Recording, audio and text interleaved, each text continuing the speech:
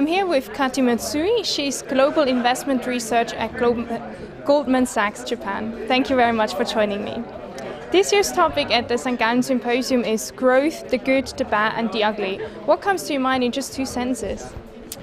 In my mind, that title evicts divergence in global growth. There are certainly some economies that are growing at a relatively stable pace.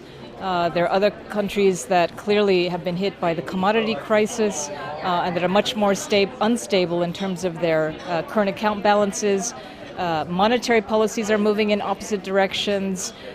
Fiscal policy is also moving in different directions. So that title, to me, suggests a lot of divergence within the global economy. Talking a bit more about your field of interest, you've coined the term Womenomics. How would more women in the business world and in leading position influence growth?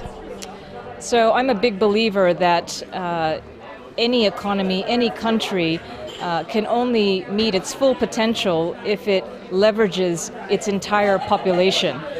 Many countries, though, like Japan, has not traditionally been that way. They've only used half the population, so dependent more on the men as opposed to men and women.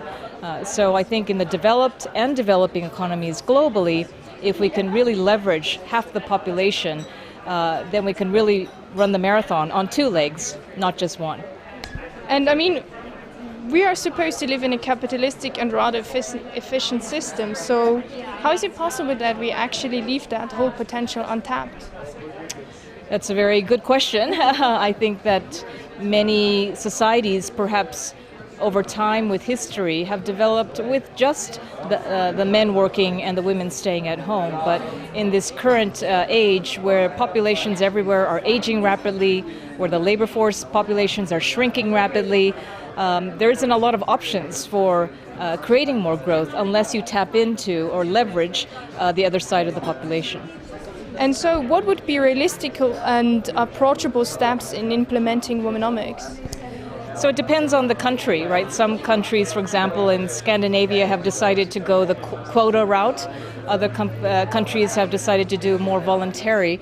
But I think ultimately, at the end of the day, this should not be framed in just a human rights context, but really make the business and the economic case for why inclusive growth is sustainable growth, right? I think you can only convince people with numbers and objective analysis. And one final question. When Googling your name, sometimes the word feminism comes up. Do you like to be called a feminist, or do you think that there is a negative connotation to this? Many people have different definitions. I believe I'm a feminist insofar as I only want equal rights for men and women.